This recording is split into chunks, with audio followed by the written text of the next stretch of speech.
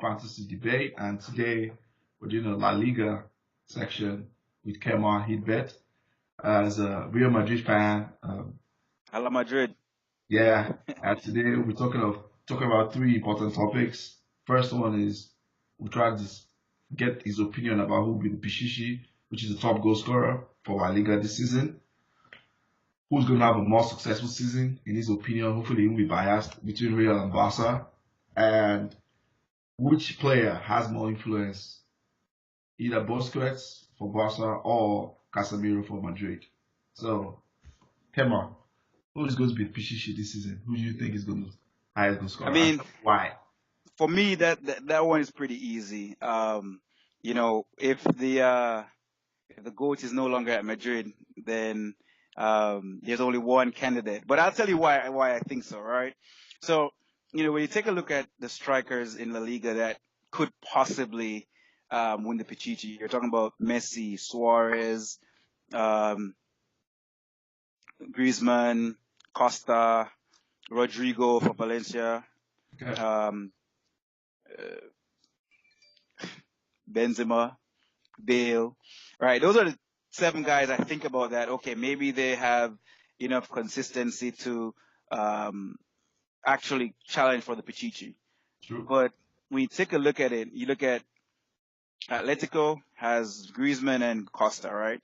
Atletico is not a high scoring team, right? They'll score 1 goal and lock up shop, right? Yes. So that kind of cancels it for Griezmann and Costa. They'll they'll have decent seasons, but not 30 odd goals or whatnot, and they'll pretty much share the offense. For Suarez, I've been watching Suarez for a while now, and after his Pichichi season, I think maybe 2 seasons ago, Okay. like for me, I use the word lightly because they use declining for Ronaldo a lot, and it's not really declining or whatever. Yeah. But Suarez has not been as effective as he was that season since then, right? True. I just don't see him dominating the offense that much, and Barca has a lot of weapons this season, right?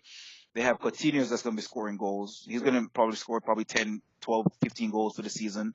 Right. There's Dembele that is picking up his production. Of course, there's Messi, and there's Suarez. So for Suarez, I don't see it happening for him. Benzema, he's not consistent, right? He will score 3, 4 goals right now, and he may not score until December. Like, that's just how Benzema is. And he was kept in the team, because he does facilitate when, previous seasons he did facilitate the role that Ronaldo played, right? Yeah. So, he was very good in holding up the ball for Ronaldo, playing off Ronaldo, assisting Ronaldo in all of these goals. So he was still relevant, right? Okay. But this season, I'm telling you, he's going to have a lot of challenge from young Mariano, because if Benzema is not efficient scoring goals this season, then there's no point for him, because how this team is playing at Madrid, the ball is shared, right? So there's no one point man that they're playing through like they did with Ronaldo. If Benzema is not performing, I'm telling you, Mariano will step in. Right, Mariano will step, and that guy is not scared to score goals. He's not scared to shoot the ball like Benzema. All right, so I don't see Benzema score. I think he may score maybe 15 goals, maybe something along those lines. Gareth Bale, he's on form. He's kind of like the main man now at Madrid. And so it comes down to, for me, it's Bale or Messi, right? Okay. The reason why I think Messi will win the Pichichi is because Bale, yes, he's on form, and let's hope he has an injury-free season and he plays a good amount of La Liga games. But if you look at what makes someone win the Pichichi, you have to talk about, goals from open play, left foot, right foot headers, but also goals from set pieces, right? Yeah. Penalties, all that kind of stuff. I mean, I think there was one season Ronaldo scored maybe nearly 10 penalties or something like that, right? Yeah. Bale doesn't take penalties from Madrid. So Right. who's the penalty taker now that Ronaldo is out? Sergio Ramos, he's the number 1 guy for Madrid. He's the one that's, like, I think we've had 3 or 4 penalties so far, and he's taken 3, scored 3 surprisingly, and Benzema took 1. So for penalties, Sergio Ramos is a go-to guy, right? So right then and there, you're taking off maybe 10 goals off Bale's plate, right? Right. Then you look at set pieces, dead ball situations. Madrid is sharing that responsibility. I've seen so far, Isco has scored a free kick. Everything from the right, it seems it's going to be either Isco or Ramos, right? On the left, I've seen Bale and Asensio line up. So there's no one guy or go-to guy for set pieces. So what that leaves you with is Gareth Bale. He needs, for him to win the Pichichi, he has to score all that from open play. And I don't see Gareth Bale outscoring Messi from open play, right? At the end of the day, Messi is still, irrespective of all the talent they got, Messi is still the main man at Barcelona, all right? He's going to still take penalties. He's going to still score free kicks, right? Maybe 3, 4, 5 this season. I don't know. He's been doing well, right? So that alone puts Messi above Gareth Bale for Pichichi. So I think Messi will take it this year. And I agree with you. I mean, I also think this is going to be one of those years where, because Ronaldo is gone, he's not going to score like 50 or 40 something goals. There's no motivation to like go Right. extra mile anymore. I think that's just my opinion. Right. No, I agree with you. And I think they are so determined to win Champions League this season. He said it already, beginning of season. Mhm. He's going to try to use the league. They are not going to give the league away, obviously, but he's going to try to bring everybody into the play so that they can be in top form when Champions League kicks off for like knockout stage. That's what I think he's going to try to do. I agree. And that kind of goes to your second question, right? You're asking who I think will have the better season. Yeah, Madrid or Barcelona. So you can tell from how this season started, right? As you said, when Barca goes into their strategy room and they outline all their objectives, number 1 is Champions League. When Real Madrid goes in their strategy room and they outline all their objectives, La-liga is number 1. Yeah. I'm telling you, yes, Madrid, we want to win the Champions League again, but if we didn't, we wouldn't be sad. It would be okay, right? Number 1 for Madrid is to win the league. They want to win the league. I don't see. I mean, after 5 games, they're level on points. I think Barca just drew 2-2. I don't see Barca putting as much effort into the league as they can, just because they're going to be prioritizing the Champions League. However, when you look at Barcelona's squad, right, they're really spoiled for choices, because when you look at their midfield right now, they have Coutinho, they still have Busquets, they have Rakitic, they have these Arturo Vidal. Essentially, they have a really good bench. They have a really good bench, and it reminds me of when Madrid last won the league, when we had Team A and Team B, where Zidane would actually have one team play La Liga and another team play Champions League. Barca could actually do this season, right? They could if they want to. Like, literally, they don't have to play. The only position I would say that they don't have like a really good go to is a backup for Suarez, because I think they sold what's his name? He was there for like 3 seasons. I think they sold him though. Oh, the guy that plays for Brazil, that plays for Brazilian national team, that's gone back. No. I don't think. I think he's played for Spain actually. He used to play at Valencia or Sevilla, and they sold him maybe or loaned him out. I think this transfer window. Okay. Oh, gosh, sorry. Let me see if I remember his name. But essentially, I don't see them with a good backup for Suarez. But they have so much up there. Messi can play like a false 9 type deal. Yeah. Dembele can strike. Coutinho is a serial killer from midfield. So I don't think they'll have much problem scoring goals. They have options all over the field except for Suarez, as I said. But I think they do have enough quality in the squad to challenge for both La Liga and Champions League. Last season, they targeted the league, but they had players like Andre Gomez, right? That I'm sorry, he's rubbish. He's rubbish. Like he's not Barca or Real Madrid quality. Like he's not good, right? They had players that they couldn't count on. So you're talking about the same 11 needing to play important games in La Liga and also Champions League. They don't have people that could just rest. Now they can rest Busquets and say, hey, I'm gonna start Vidal, you know, and or they can rest Rakitic and start Vidal or whatever they want to do, right? So I said that to say that I think they do have the squad to challenge for um, both La Liga and Champions League. Essentially, I said you have a better season than you. Is that what you're trying to say? No. Hold on. But Okay. here's the thing.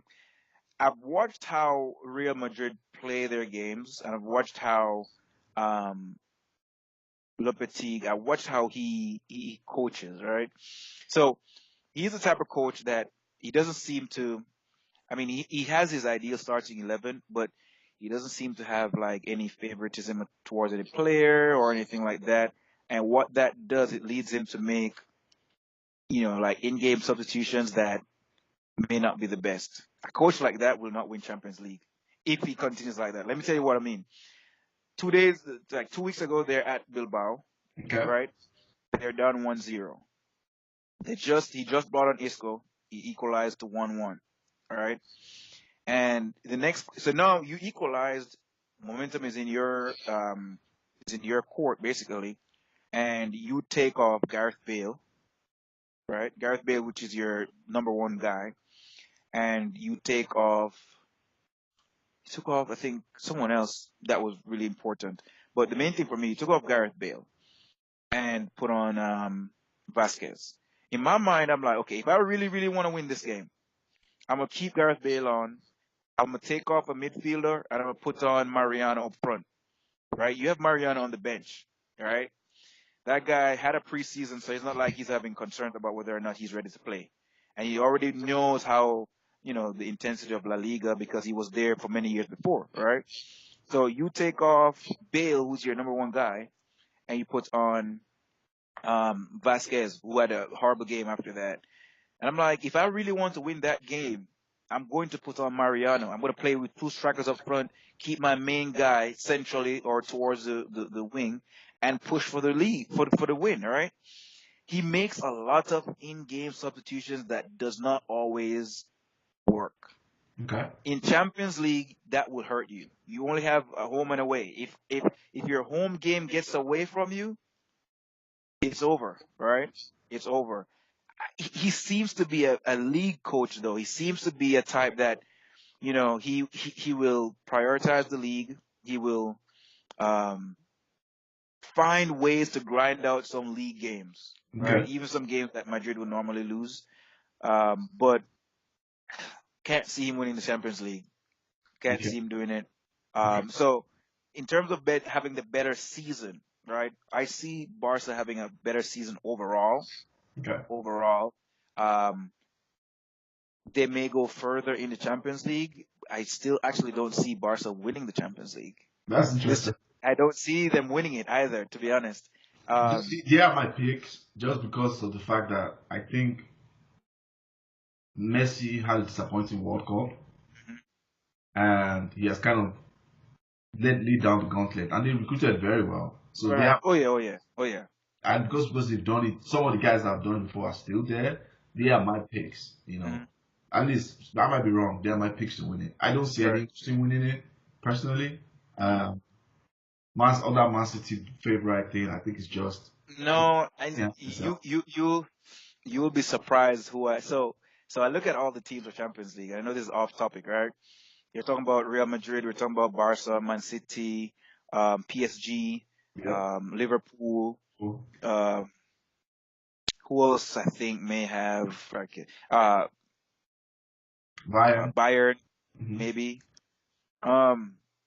So Bayern, They look good too. they look good, but they don't have competition, and you won't know how good they are until they get competition, right? Okay. Until they get to the semifinals in the Champions League, and they're like, oh crap, we actually can't beat this team, right? So I don't know how Bayern will play. PSG at the start of the season, I thought that they're going to do it this year, but they don't have a midfield. You saw their midfield against Liverpool, and there's too much dependence on Neymar. Yeah. Neymar's not ready to I don't see him being ready to lead PSG to a Champions League trophy. I always say something about Neymar and I say with some of my Manchester United friends. I see Neymar as a supporting star, and that's what I see about Pogba. And that's what I tell people. That's why people get so pissed about Pogba. I say if you understand what Pogba is, you won't be mad anymore. Pogba is not a Messi, he's not a Ronaldo, he's not a Zidane. He can't be the guy to carry it. He's the kind of he needs somebody to go with him. That's why he plays so well in the World Cup. Yeah. Because he has stars around him. Yes, right? Let's go along together. He can't be the guy that everything is falling apart and he brings everything back consistently. He can do it in a couple of games, but he's not that person. And that's how I see Neymar too. He's a supporting star. He's one of those guys. I agree. Needs someone to go along with him. Maybe Mbappe can all of a sudden the next 1-2 years can reach that level where it's exceptional. Two of them can possibly do it together, but not him. The problem with PSG is this, right? Neymar had a very bad World Cup by his standards, and he has this thing on his shoulder like he has a point to prove. Correct. I looked at him playing against Liverpool, and he did so many things that were so unnecessary. You'll see him, Neymar is probably 140 pounds, man. You'll see him trying to hold or shoot a ball from Henderson and Milner when there's a quick outlet pass somewhere. But he wants to prove to them that he can dribble past them and hold the ball. He feels he needs to prove so much, right? Yeah. And I think in doing that, he's going to hurt the team. He thinks he has to prove so much. He's going to hurt the team. Yeah. And they don't have any leaders in that team to stop him.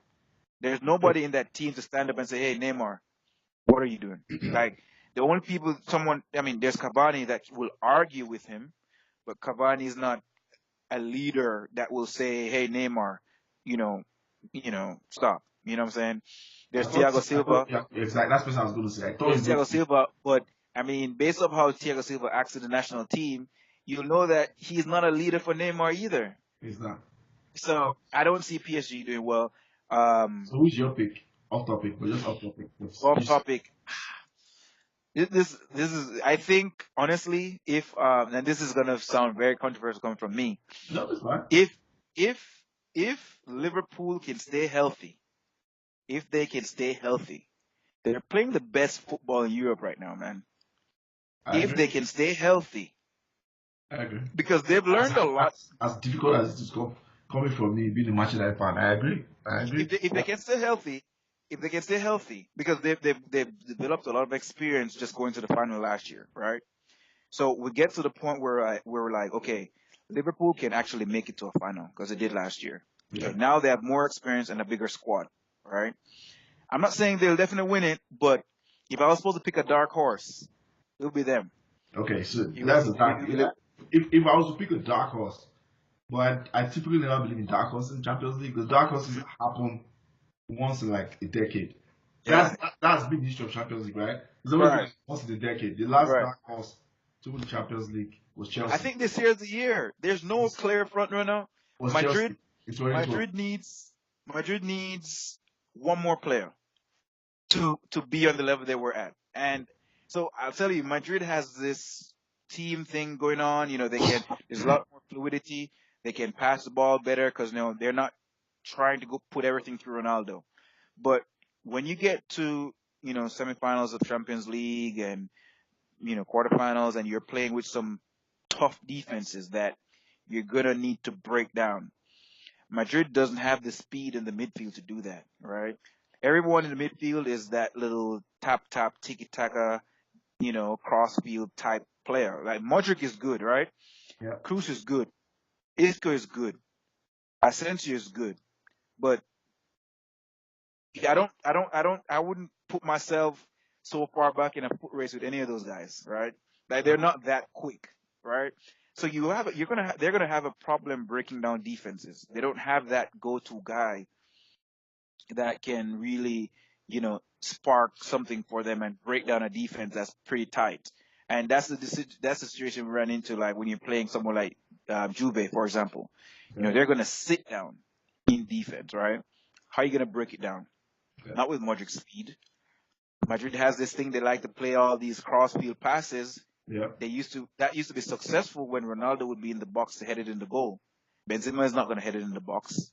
So you need a plan B. I have yet to see it. I'm not saying they won't develop further over the season, but I've yet to see that. So Okay. Fair points. I'm still sticking with Barca. I think Barca are my clear favorites. Maybe not clear, but they're my favorites. Top. I think they have the best thing. Yeah, they have a really good squad. Yeah. They have a really good squad. I Then really like how they recruited this year. they're followed by maybe Bayern, like you said. I'm not too sure about them. Bayern, Juve, because of Cristiano. Maybe now we'll find out. Maybe. It's still very suspect too. Yeah. And if I was going to choose any dark horse, for lack of a better word, it would be Man City. Man City. Good. That's a good pick. I honestly, my thing with Guardiola, he's good. He's really good. But if he doesn't have the players, for example, if De Bruyne is injured or whatnot, his play will suffer. All right. He's not going to engineer something brand new with what was dealt to him. Right. Yeah. So if De Bruyne comes back and is not on form until March, I don't see them beating up Madrid. No. And this Madrid team, I would say maybe would lose to a really top on form Man City. You know what I'm saying? But if De Bruyne doesn't get back, I don't see them going far either. I mean, they lost at home to Lyon. That's a fair point. Well, it's still group stages, but that's a fair point. I agree. That's a fair point. So going to the last question. Who had the most influence in their respective teams? Busquets or Casemiro? I mean, that one for me is easy, right? Okay. As a Madrid fan, so this is how we started with Casemiro, right? So I think, I don't remember the year, maybe 2013 or 14 or so, we bought Casemiro, right? Mm-hmm. Played him, got him for like $6 million or something real cheap. At that time, we had Khedira, right? Mourinho had bought Khedira. Khedira was like the go-to defensive midfield guy in the team, right? Mourinho left, then we got Ancelotti, and Ancelotti at that time got Isco, Modric, Cruz, and James Rodriguez. He's at Bayern now. Yeah. Ancelotti. Mourinho bought Modric though. Mourinho bought Modric. Mourinho bought Modric. Yeah, Modric was there before, but when I say he got them, I mean he had them in the team. Okay. But Modric was there before. But Cruz and no, I think Rodriguez came with Ancelotti, I think. Yeah, I think so. Yeah, but I'm not really sure which coach bought them. Yes, that's right. I'm not sure. Ancelotti bought James after the World Cup, 2014. Okay. Yeah. So I'm not really sure which coach bought all of them, but I know when Ancelotti came, in his midfield, he had Cruz, he had Modric, he had Isco, he had James, and I think Alonso was there, but Alonso left like that season, the start of the season or something. But anyways, for some reason, Ancelotti was able to play those four guys, and it was successful in the midfield. Those four guys, there was no question about balance or anything like that. Those four guys beat Barcelona. Those four guys, won Champions League, that kind of stuff, right? Anyway, I'm looking back. I'm trying to remember if actually in his first season, I don't think Cruz was there. I think he played with Di Maria. Yeah. I don't think Cruz was there. I think Cruz came the second season. Was in Bayern, yes. Yeah. So he came the second season, but either way, for some reason, Ancelotti was able to make it work without a Khedira or without a specialist defensive midfielder. Then you had, Ancelotti left, and then Benitez came. Benitez, he's feeling the pressure to play James, even when Rodriguez was not in form. Casemiro had just came back from loan from Porto.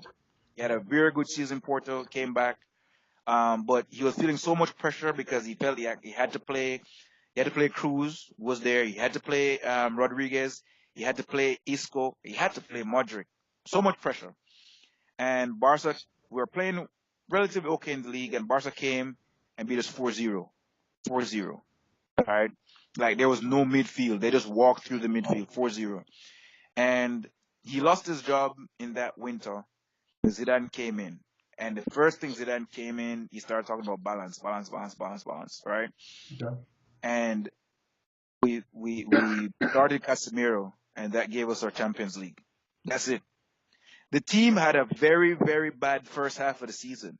We were so far from La Liga. And the minute we started playing with Casemiro, we went to maybe 2 points within Barca and won the Champions League. All right. I can't tell the last time Madrid has played an important game without Casemiro and actually won it. Because you look at our midfield, Cruz, Modric, maybe Isco or Asensio, depending on who they're playing. No one has the legs to tackle. No one has the legs to pressure an opposing team, right? You're not going to ask Modric to do heavy defensive work. Cruz, they've tried him at defensive midfield so many times and it's failed, right? Our last game actually against Bilbao, they started Cruz, Dani Ceballos, Modric, and Isco because they wanted to rest Casemiro because of international duty. And you look at that first half, and Bilbao literally just walked through the team, just walked through Madrid. There's no resistance in midfield. Casemiro, we don't have another Casemiro in the team. There's not a replacement for Casemiro. So when he doesn't play, it's obvious, right? Madrid actually, they just cannot do without that guy. Barca, on the other hand, they have a lot more flexibility with that position. Busquets is really, really good, by the way. What he does, I actually don't see a lot of players being able to do what Busquets does, both on the defensive end and also going forward. Yeah. He's really, really, really good. It's just that Barca has won without him. I remember one year he was injured for a while, and Barca, there was no impact on their form. You know, they can play without Busquets. They can drop Rakitic in a very defensive role, you know, and still win games, right? If you drop Cruz in a defensive role, you're not going to win your game. People are going to run over Cruz, all right? So when it comes to who is more important, I have to go with Casemiro. It's not about I'm thinking that Casemiro is better. I'm just saying for Madrid, there's not a replacement. There's no one that can do what he does. So for me, obviously, he's the most important one for the team. And I kind of agree with you, yes, because even like you see the effect on the World Cup, right, for Brazil. When Casemiro, I don't remember. I think he didn't play against Belgium. They played for Yeah, he got a card. Yeah, he got a card. You know, it was so obvious. Brazil looked because up until that point, it looked like they were my pick, at least.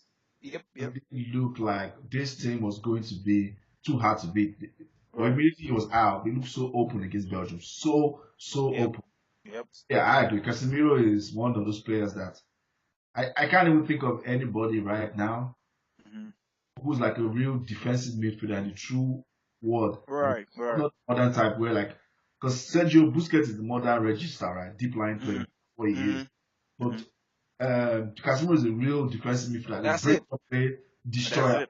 That's it. I can't think of any player right now in Europe who's as good. Maybe Verratti, but even Verratti is so. No, not as good. No. Let me tell you, you see, when you look at how Madrid plays, you'll understand how good Casemiro is. When Madrid play, you can look at any point in time. They will have Marcelo on the edge of the opponent's 18-yard box. Okay. They'll have Carvajal on the other side, on the 18-yard box. They'll have Benzema and Bale in the box. And they'll have Modric, Cruz, and Isco right around the edge, right? At any point in time. Then they'll also have Ramos trying to creep somewhere up in an attacking position. 90% of the times when you see that happen, you have Varane and Casemiro. Those are the only guys left back. Right? Madrid is not a team that plays very conservatively like, you know, Man U or something. You'll see, you know, they have their two defenders and maybe, you know, their wing backs very close. No. Marcelo I don't know if I want to call him a defender, right? I don't ever want to really call Marcelo a defender. Marcelo, 90% of what he does is add to our attacking game, Yep. right? So Casemiro has to cover for all of that.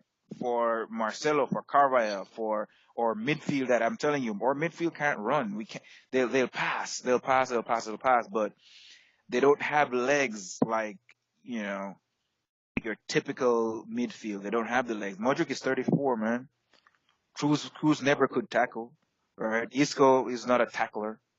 That's why I was really, really, really impressed. Out of all the two Champions League Zidane won, I was really, really impressed with that last one.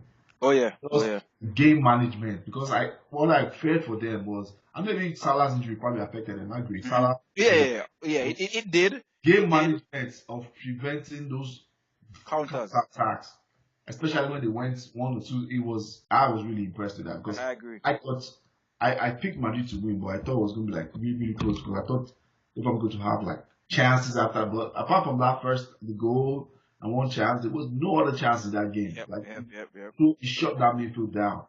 You don't do that without Casemiro, man. Yeah, I'm telling you, you don't do that without Casemiro. I agree, 100%. I agree. I mean, just to end the debate, I have like interesting trivia for you. All right. I'll be impressed if you get. They are not too hard, but they are not easy also. Okay. First question is along Real and Barca, and I don't see your hands. Don't Google anything. I trust you. That's fine. Along Real and Barca, which is the only club never to have played outside the Spanish top flight. And I'll give you 4 options to make it easy. I'll give you because that's a hard question. I'll give you 4 options. So is it Valencia, A, Sevilla, B, Bilbao, C, Bilbao, or D? Bilbao. Okay, correct. I'm impressed. Okay, yeah. How did you know it was Bilbao? Yeah, I know I heard it sometime recently. It's Bilbao. Yeah, that is true. Second one is how many times have Barca and Real failed to finish in the top 2? That's tough. It's also multiple choice. I'll give you 0, A, B 6 times, C 9 times, D 11 times. 9 times? No, you're wrong. It's a tough question. It's 11 actually. Okay. It's a tough question. Right. That one's tough, man. This one you probably do because you seem like you know your stuff about like that. Who among these players have won the league with both Barca? This one is easy, I think so. Who amongst them have won the league with both Barca and Real? In fact, I don't think I'll give you options. But since they say who among these players, what are the options? Options? I have to give options. So first person is Prosinecki. Second person is Saviola. Third person is Etofields. Last person is Celades. Won the league with Real and Barca? Yes. Just do elimination. I'm sure if you do elimination, you're going to figure it out. Wait, what are my options again? Celades, Prosinecki, Saviola, and Etofields, Samuel Eto'o.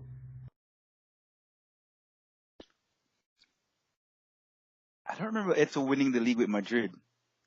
He didn't win the league. He was in the B team or something. So it's not Eto'o. Okay. I don't know this one. It's Celades. He won the league with Madrid? He did under. I think he did under. He was in the team, but always coming from the bench under Capello. Okay. And he won with Barcelona also. It's not Prosinecki. Prosinecki only won with Barca. Eto'o only won with Barca. Saviola only won with Barca too. Okay. Cool, but they all played for both teams at some point. Cool. Good stuff, man. Good stuff. Yeah, this was fun, man. This was fun. Thanks for coming on, man. No problem, man. Good discussion. This comes to the end of our podcast. Follow us on YouTube, Facebook, Twitter account, Footy Fantasy, and Instagram.